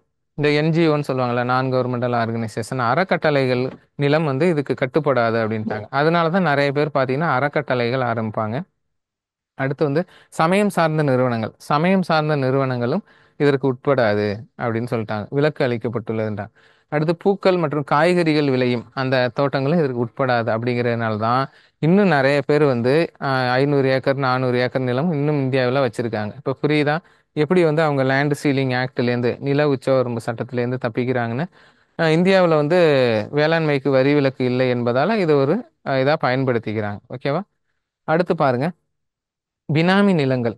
அதாவது பினாமி பெயர்லயும் நிலங்களை வாங்குறாங்க. யாரோ ஒரு சொந்தக்காரர், நண்பர் பெயர்ல, இல்ல இல்லாத ஒருவர் பெயர்லயும் நிலங்கள் வாங்குறாங்க. இந்த பினாமி பரிவர்த்தனை தடை சட்டம், ஒழிப்பு சட்டம் பார்த்தீங்கன்னா 1988ல கொண்டு வந்தாங்க. ஊழல் ஒழிப்பு சட்டம் கொண்டு வந்தப்போ பினாமி ஒழிப்பு சட்டம் கொண்டு வந்தாங்க. இதுல 2016ல திருத்தம் பண்ணாங்க. சில அதுல இருந்த பிரச்சனைகளை சரி பண்ணாங்க 2016ல. ஓகே. அடுத்து நீதிமன்ற வழக்குகள். இந்த நில உச்சவரம்பு சட்டத்தை செயல்படுத்துறதுல சிலர் வந்து ரொம்ப திறமையா நீதிமன்றங்களை நாடி என்ன சாதித்துக் கொள்கிறார்கள். ஓகேவா? ஓகே. இந்த குடும்பத்தின் அந்த அடிப்படை அழகு, சமுதாயத்தின் அடிப்படை அழகு குடும்பம் அப்படிங்கிறதுனால குடும்பத்தை பேஸ் பண்ணி நில உச்சவரம்பு சட்டம் செயல்படுத்தப்படுகிறது. 5 பேர் இருந்தாங்கன்னா 15 ஏக்கர், 6 பேர் இருந்தா 20 ஏக்கர், 7 பேர் இருந்தா 25 ஏக்கர், 8 பேர் இருந்தா 30 ஏக்கர். அதுக்கப்புறம் 8 பேருக்கு மேல எத்தனை பேர் இருந்தாலும் 30 ஏக்கர் தான். அந்த முறை தான் இப்போ வந்து பயன்படுத்தப்படுகிறது. சட்டங்கள். இந்த நில சீர்திருத்தம் சம்பந்தமா நிறைய சட்டங்கள் இயற்றியிருக்காங்க. அதுல பாத்தீங்கன்னா ஒரு அறிக்கை தாக்கல் பண்ண சொல்றாங்க. ஒரு அமெரிக்காவை சேர்ந்த ஒருத்தர் வந்து நில சீர்திருத்தம் சம்பந்தமா ஒரு ஆராய்ச்சி மேற்கொள்ளும் போது தமிழ்நாட்டிலேயே மிக மோசமான அந்த நில உடைமை முறை, குத்தகைதாரர் முறை எங்கு பின்பற்றப்படுகிறதுனா தஞ்சாவூர்ல தான் அப்படின்னு அவர் அறிக்கையில சொல்லிடுவார். ஓகேவா? அதாவது தஞ்சாவூர் மாவட்டத்துல தான் குத்தகைதாரர்களை அதிகமா ஏமாத்துறாங்க அப்படிங்கிற அந்த ரிப்போர்ட்டை சொன்ன உடனே தஞ்சாவூர் பண்ணையாள் பாதுகாப்பு சட்டம் அப்படின்னு ஒரு சட்டம் 1952ல வருது. ஓகேவா? பண்ணையாள் அப்படின்னா என்னன்னா, அந்த நிலத்துல வந்து வேலை செய்கிறவங்க, ஓகே, வருஷம் ஃபுல்லாக மாடு மாதிரி வேலை செய்வாங்க அந்த நிலத்துல. அவங்களுக்கு பார்த்தீங்கன்னா இந்த மழைக்காலங்களில் ஐப்பசி கார்த்திகை மாதங்களில் வேலை இல்லாத நாட்களில் அவங்களுக்கு சாப்பாடு கூட போட மாட்டாங்க. மற்ற நாளில் வந்து நல்லா வேலை வாங்குவாங்க. இப்படி வந்து பண்ணையால் பாதுகாப்பு சட்டம் அப்படி வந்து 1952 கொண்டு வந்தாங்க. ஓகே, எந்த ஒரு அவங்களுக்கு பாதுகாப்பும் இல்லை. ஓகேவா. அடுத்து தமிழ்நாடு சாகுபடி குத்தகைதாரர் பாதுகாப்பு சட்டம் 1955. தமிழ்நாடு சாகுபடி குத்தகைதாரர் பாதுகாப்பு சட்டம் 1955. இந்த வருஷம் ரொம்ப முக்கியம். தோட்ட தொழிலாளர் சட்டம் 1951. தோட்ட தொழிலாளர்களுக்கும் சில பாதுகாப்பு சில உரிமைகள் வழங்கப்பட்டது 1951. தமிழ்நாடு விவசாய தொழிலாளர் நியாயமான ஊதிய சட்டம் 1969. பார்த்துங்க, தமிழ்நாடு விவசாய தொழிலாளர் நியாயமான ஊதிய சட்டம் 1969. சம்பளத்தை வந்து ரொம்ப குறைச்சி கொடுக்கறது. அந்த வேரியேஷன் வந்து இன்னைக்கும் இருக்குது. கேரளாவில் பார்த்தீங்கன்னா ஒரு நாள் கூலி 1000 ரூபா கொடுப்பாங்க, தமிழ்நாட்டில் 800 ரூபா கொடுப்பாங்க, பீகாரில் 200 ரூபா தான் கொடுப்பாங்க ஒரு நாள் கூலி. அது மாதிரி இன்னும் இருக்குது. அந்த சம ஊதிய சட்டம் அப்படிங்கிறது 1976 வந்துச்சு. ஆண் பெண் இது மாதிரி பாரபட்சம் பார்க்காம ஊதியம் வழங்க வேண்டும் அப்படின்னு. அது அரசு நிறுவனங்கள் செயல்படுத்துது, பிரைவேட் கம்பெனி வந்து அதை செயல்படுத்துறது கிடையாது. ஓகேவா. அடுத்து பாருங்க, தமிழ்நாடு சாகுபடி குத்தகைதாரர் சிறப்பு ஏற்பாடுகள் சட்டம் 1968. இந்த ஒரு 3 சட்டங்களும் கிட்டத்தட்ட ஒரே மாதிரி இருக்கும், நீங்க பாத்துக்கணும். ஓகே, எதை வேணாலும் கேட்பாங்க. அடுத்து தமிழ்நாடு பஞ்சாயத்து ராஜ் சட்டம் 1994. ஓகே, இந்த பஞ்சாயத்து ராஜ் சட்டத்துக்கும் நில சீர்திருத்தத்துக்குமே நிறைய தொடர்பு இருக்கு. ஓகே, பஞ்சாயத்து ராஜ் சட்டம் வந்து இயற்றப்பட்டது. அதன் மூலம் சட்ட திருத்தம் 73 74 மூலம் இது கொண்டு வரப்பட்டதுல இதுல என்ன சொல்றாங்கன்னா, அந்த அரசின் நிலங்கள் புறம்போக்கு நிலங்கள் எனப்படும் அந்த நிலங்களை வந்து பஞ்சாயத்து முறை சரியாக பயன்படுத்தி கொள்ள வேண்டும். அந்த ஆக்கிரமிப்புகளை பாதுகாக்க வேண்டும். அதாவது பஞ்சாயத்து கண்ட்ரோல்ல எடுத்துடணும் அப்படிங்கிற சில இதெல்லாம் வந்ததுனால இது தொடர்புடையது. தமிழ்நாடு பஞ்சாயத்து ராஜ் சட்டம் நில சீர்திருத்தத்துடன் தொடர்புடையது. தமிழ்நாடு பூமி தான இயக்க சட்டம். இந்த ஆச்சாரியா வினோபா பாவே தானமாக நிலங்களை பெற்றார்ல, அந்த நிலங்களை வந்து பிரித்து கொடுக்கும் வேலையை வந்து எப்படி செய்யறது அப்படிங்கிறதுக்காக பூமி தான சட்டம் 1958 இயற்றப்பட்டது. அடுத்து அரசியல் அமைப்புல இந்த நில சீர்திருத்தம் பத்தி எங்கெங்கெல்லாம் சொல்லியிருக்காங்க அப்படின்னு பாத்தீங்கன்னா, சுரண்டலுக்கு எதிரான உரிமை ஆர்டிகிள் 23 24. ஓகேவா, அடிப்படை உரிமைகள்ல சொல்லியிருக்காங்க. ரைட் அகைன்ஸ்ட் எக்ஸ்பிளைட்டேஷன் அதுதான் அதில் சொல்லியிருக்காங்க. நில சீர்திருத்தம் செய்யும் அதிகாரம் பெற்றது எதுனா மாநில அரசு. ப்ரீவியஸ்ல கேட்டிருக்காங்க. ஏன்னா வேளாண்மை நில சீர்திருத்தம் மாநில பட்டியலில் வரும். ஓகே, ரைட் டு ப்ராப்பர்ட்டி சொத்துரிமை அப்படிங்கிறத 31லேருந்து 307 ஒரு சாதாரண சட்ட உரிமையாக வச்சுட்டாங்க. ஓகே, இதான் எந்த சட்ட திருத்தம் அப்படிங்கிறத பார்த்தோம். 44வது சட்ட திருத்தம் 1978. ஓகேவா. அடுத்து என்னன்னா கூட்டுறவு சங்கங்கள். இந்த விவசாயிகளுக்கு வந்து கடன் வழங்குவதற்கு இதுக்கு பார்த்தீங்கன்னா கூட்டுறவு சங்கங்கள் இருந்து செயல்பட்டு வந்தது. அந்த கூட்டுறவு சங்கங்களுக்கும் அரசியலமைப்பு அங்கீகாரம். ஏன்னா டிபிஎஸ்பியில் சொல்லியிருப்பாங்க அரசியலமைப்பு அங்கீகாரம் கொடுக்கணும் அப்படின்ட்டு, அதனால கொடுத்துருப்பாங்க. பார்த்தீங்கன்னா 97வது சட்ட திருத்தம் 2011 சரத்து 243 இசட் ஹெச்லேருந்து 243 இசட் டி வரை இந்த கூட்டுறவு சங்கங்கள் பற்றி சொல்லியிருக்கோம். பகுதி வந்து 9B. ஓகேவா, 9B அப்படி வந்தாலே உங்களுக்கு இடையில் சொருகப்பட்டது அப்படிங்கிறது நல்லா தெரியும். ஓகேவா. அடுத்து பார்த்தீங்கன்னா இந்த 9வது அட்டவணை 1951 ஃபர்ஸ்ட் சட்ட திருத்தத்தின்படி கொண்டு வரப்பட்டது. இதை நான் உங்களுக்கு சொல்லிட்டேன். ஓகேவா. அடுத்து ஆர்டிகிள் 39 ரொம்ப முக்கியம். அரசு பொதுவான நன்மைக்காக சமூகத்தின் பொருள் வளங்களை சமமாக விநியோகிக்க வேண்டும் அப்படின்னு 39 சரத்துல சொல்றாங்க. புரியுதா. சமமாக விநியோகிக்க வேண்டும் பொருள் வளங்களை. யாரும் வந்து அதிகமா ஒருத்தர் பயனடைகிறது ஒருத்தர் கம்மியா அடைகிறது போன்றதை செய்யக்கூடாது. அடுத்து ஆர்டிகிள் 38 சொல்றாங்க பாருங்க, வருமானம் மற்றும் வேலை வாய்ப்புகள்ல ஏற்றத்தாழ்வு இந்த பொருளாதார ஏற்றத்தாழ்வுகளை குறைக்க வேண்டும் என கூறும் சரத்து எதுன்னா ஆர்டிகிள் 38. ரெண்டுமே ரொம்ப முக்கியம். ஓகேவா. அடுத்து பாருங்க, நில சீர்திருத்தம் தொடர்பாக ப்ரீவியஸ் இயர்ல என்ன கேட்டாங்க அப்படிங்கிறத நம்ம பார்க்க போறோம். ஆல்ரெடி நிறைய கொஸ்டின் நான் சொல்லிட்டேன், இருந்தாலும் இல்லை ஸ்பெஷலாக சில கொஸ்டின். தஞ்சாவூர் பண்ணையாள் பாதுகாப்பு சட்டத்தை திருத்தி சாகுபடி செய்யும் தொழிலாளிக்கு 60% பங்கு கிடைக்க வழிவகை செய்தவர் காமராஜர். ஓகேவா. ஃபர்ஸ்ட் 40% கிடைச்சிச்சு, ஓனருக்கு 60%. அப்படியே உல்டாவா மாற்றி சாகுபடி தொழிலாளிக்கு 60 ஓனருக்கு 40 மாற்றினது யார் அப்படின்னா காமராஜர். ஓகேவா. அடுத்து நிரந்தர நிலவரியை ஆதரித்தும் மற்றும் அரசினால் விதிக்கப்படும் அதிகபட்ச வரியை ஒவ்வொரு தனிநபரே கட்ட வேண்டும் என கூறியவர்னா ராஜாராம் மோகன் ராய். ஓகே, இந்த நவீன இந்தியாவின் விடிவெள்ளி என கருதப்படும் ராஜாராம் மோகன் ராய் என்ன சொல்றாருன்னா ஆங்கிலேயர்களுக்கு ஆதரவா சொல்றாரு. இந்த நிலவரி முறை நல்லதுதான், அனைத்து இந்தியர்களும் அவங்கவுங்க வரியை கட்டணும் அப்படின்னு சொல்றாரு. ஓகேவா. அடுத்து நில உரிமையை விட்டு கொடுப்பதை ஏற்றுக்கொள்ளும் அதிகாரம் யாரிடம் உள்ளதுன்னா வட்டாட்சியர். இப்போ உங்கள்கிட்ட ஒரு நிலம் இருக்கு, அதை நீங்கள் வந்து கவர்மெண்ட்டுக்கே விட்டுறணும்னு நினைக்கிறீங்க, ஓகேவா? இல்லைன்னா ஒரு சொத்து இருக்கு, அதை யாருக்கும் எழுதி வைக்காமே அந்த இறந்துட்டாங்க எல்லாரும் அப்படின்னா, அந்த நிலத்தை வந்து ஏற்றுக்கொள்ளும் பொறுப்பு அந்த அதிகாரம் யாருக்கு இருக்குன்னா வட்டாட்சியர் தாசில்தாருக்கு இருக்கு அப்படின்னு சொல்றாங்க. வேற என்ன கேட்குறாங்கன்னா, ஜமீன் விவசாயிகள் சங்கம் ஏற்படுத்தியவர் யார் அப்படின்னு கேட்குறாங்க. முத்துராமலிங்க தேவர். இவர் என்ன பண்ணுவார் அப்படின்னு பார்த்தீங்கன்னா, ஜமீன் விவசாயிகள் சங்கம்னு ஏற்படுத்தி தனக்கு சொந்தமான 32 ஊர்களில் இருந்த நிலத்தையும் அப்படியே எல்லாருக்கும் பிரித்து கொடுத்துருவார், ஓகேவா? முத்துராமலிங்க தேவர். உழுபவருக்கே நில உரிமை இயக்கம், லேஃப்டி, லேண்ட் ஃபார் டில்லர்ஸ் ஃப்ரீடம் அப்படிம்பாங்க. லேஃப்டின்னு நீங்கள் பார்த்துருப்பீங்க, சில வாகனங்களில் போட்டிருக்கோம். உழுபவருக்கே நில உரிமை இயக்கம் தொடங்கியவர் யாருன்னா கிருஷ்ணாம்பாள் ஜெயகாந்தன். இவங்க 2 பேர் தான் பார்த்தீங்கன்னா கணவன் மனைவி. உழுபவருக்கே நில உரிமை இயக்கம் செஞ்சிருப்பாங்க, ஓகேவா? புரியுதா? உழுபவருக்கே நில உரிமைனா ஒரு நிலத்தை வந்து ஒருத்தர் உழுதுகிட்டு வர்றாருன்னா அந்த நிலம் வந்து அவருக்கு தான் சொந்தம், ஓகேவா? அப்படின்னு சொல்லியிருப்பாங்க. பட்டா நிலம் அது மாதிரி இருந்தா கிடையாது, அப்ப உள்ளது, ஓகேவா? பட்டா நிலத்துல இப்பதான் 1/3 அப்படின்னு சொல்றாங்க, புரியுதா? அடுத்து பாத்தீங்கன்னா, விவசாயிகளுக்கு நீண்ட கால கடன் வழங்கும் வங்கி எதுனா கூட்டுறவு நிலவள வங்கி, எல்டிபின்னு சொல்லுவாங்க, லேண்ட் டெவலப்மெண்ட் பேங்க்ஸ். அதுதான் விவசாயிகளுக்கு நீண்ட கால கடன்களை வழங்குகிறது. பகுதி நேர வேலையின்மையும் மறைமுக வேலையின்மை காணப்படும் துறை எதுனா வேளாண் துறை. பகுதி நேர வேலையின்மை அப்படின்னா என்னன்னா, ஒரு சர்வேல சொல்றாங்க, இந்தியாவில் 365 நாட்கள்ல விவசாயிகள் 200 நாள் தான் வேலை செய்யறாங்க, 165 நாள் வேலை இல்லாமல் உட்காந்துருக்காங்க அப்படிங்கிறத சொல்றாங்க. பகுதி வேலையின்மை. மறைமுக வேலையின்மை அப்படின்னா என்னன்னா, வேலை செய்ய ஆர்வம் இருக்கும் ஆனா வேலை கிடைக்காது, ஓகேவா? ஃபார் எக்ஸாம்பிள் வந்து இப்போ ஒருத்தர் வந்து களை எடுக்க ஒரு 10 பேர் வாங்கன்னு ஒரு கிராமத்துல போய் சொல்றாருன்னா 20 பேர் வேலைக்கு போவாங்க, நாங்களும் வரோம் நாங்களும் வரோன்ட்டு. ஏன் அப்படின்னா அதான் மறைமுக வேலையின்மை.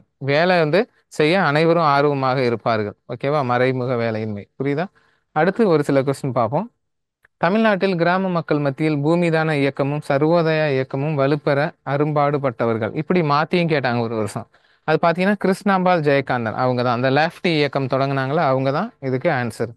பொது உடைமை கட்சியால் விவசாய தொழிலாளர் சங்கம் தொடங்கப்பட்ட ஆண்டு. விவசாய தொழிலாளர்களின் பிரச்சனைக்காக ஒரு சங்கம் ஏற்படுத்துறாங்க சிபிஐ மூலமா, கம்யூனிஸ்ட் பார்ட்டி ஆஃப் இந்தியா, 1952. அடுத்து பாருங்க, யாருடைய அறிக்கையினால் நிலமற்ற பஞ்சமர்களுக்கு 1892 12 லட்சம் ஏக்கர் நிலம் பிரித்து கொடுக்கப்பட்டது? பார்த்தீங்கன்னா திண்டுக்கல்ல செங்கல்பட்டு கலெக்டர் ட்ரிமன் கிரே அப்படிங்கிறவர் பார்த்தீங்கன்னா ஒரு அறிக்கை மூலம் 12 நிலமற்ற பஞ்சமர்கள் நிறைய வந்து இருக்காங்க, அவங்களுக்கு கொஞ்சமாவது நிலத்தை பிரித்து கொடுக்க வேண்டும் அப்படின்னு அவர் அறிக்கையில சொல்லியிருப்பார், ஓகேவா? அதை தான் இங்கே கேட்குறாங்க. ஓகே, அடுத்து பாருங்க. தமிழ்நாட்டில் 1948ஆம் ஆண்டு ஜமீன்தாரி முறையை ஒழிக்க பரிந்துரைத்த குழு எதுனா பிரகாசம் குழு. சுதந்திரத்துக்கு அரசியலமைப்பு வர்றதுக்கு முன்னாடியே சட்டங்கள்லாம் இயற்றுறாங்க பாருங்க. நான் தான் சொல்லியிருக்கேன்ல, அரசியலமைப்பு இயற்றுவதற்கு முன்பே சட்டங்கள்லாம் இயற்றப்பட்டது. எப்படின்னா, அந்த அரசியலமைப்பு நிர்ணய குழு தான் சட்டங்களை இயற்றும் பணியை நாடாளுமன்ற பணியை செய்தது, ஓகே? அதனால தான் 1948 தொழிற்சாலைகள் சட்டம், அடுத்து பார்த்தீங்கன்னா ஜமீன்தாரி ஒழிப்புக்கான சட்டம், அடுத்து 1951 தோட்ட தொழிலாளர் சட்டம், இது மாதிரி நிறைய சட்டங்கள்லாம் அந்த நேரத்தில் இயற்ற முடிந்தது, ஓகேவா? அடுத்து இதோட இந்த ப்ரீவியஸ் இயர் கொஸ்டின் முடிஞ்சுச்சு. இது வரைக்கும் நம்ம பார்த்தீங்கன்னா எக்கனாமிக்ஸில் நில சீர்திருத்தம் வேளாண்மை அப்படிங்கிற இதில் பார்த்தோம். நில சீர்திருத்தம் மட்டும்தான் நம்ம இந்த கிளாஸில் பார்த்தோம், வேளாண்மை தனியாக பார்ப்போம், ஏன்னா அது ஒரு பெரிய பாடம். நில சீர்திருத்தத்தில் எல்லா previous year question, nook and corner question இந்த வீடியோவில் எல்லாத்தையுமே கவர் பண்ணிட்டோம் அந்த கிளாஸில். இதில் விடுபட்டது எதுவுமே இருக்காது. உங்களுக்கு இதை மீறியும் ஏதாவது டவுட்டு, இல்லை இது எனக்கு புரியலை அப்படின்னா கமெண்ட் செக்ஷனில் கண்டிப்பாக கேளுங்க, உங்களுக்கு நான் புரிய வச்சிடறேன், ஓகேவா? நில சீர்திருத்தம் அப்படிங்கிறது ஒரு முக்கியமான பாடம். நான் ஆல்ரெடி சொல்லிட்டேன், இது எக்கனாமிக்ஸில் 3rd லெசன். ஃபர்ஸ்ட் வந்து நேச்சர் ஆஃப் இந்தியன் எக்கனாமி, அடுத்து 5 இயர் பிளான், அடுத்து நில சீர்திருத்தம் மற்றும் வேளாண்மை. அடுத்த கிளாஸில் வேளாண்மை பற்றி நம்ம டீட்டெயிலாக பார்ப்போம். ஓகே ஃப்ரெண்ட்ஸ், எதுவும் டவுட்னா கேளுங்க. எக்ஸாம் வந்து இன்னும் 5-6 மந்தில் வந்துடும், ஓகே? அதனால் படிக்கிற வேகத்தை வந்து அதிகப்படுத்துங்க. நம்ம சேனலை வந்து தொடர்ந்து ஃபாலோ பண்ணுங்கள், ஓகேவா? தொடர்ந்து உங்களுக்காக வீடியோ வெளியிட்டு வரோம். உங்களுக்கு எந்த சப்ஜெக்ட்லையாவது வீடியோ வேணும் அப்படின்னா நீங்கள் கமெண்ட் பண்ணி கேளுங்க, பர்டிகுலராக அந்த சப்ஜெக்டில் வீடியோ வேணும், ஓகேவா? ஓகே ஃப்ரெண்ட்ஸ், மீண்டும் ஒரு நல்ல வீடியோவில் சந்திப்போம். நன்றி, வணக்கம். Sendermap. You dare to dream, we care to accomplish.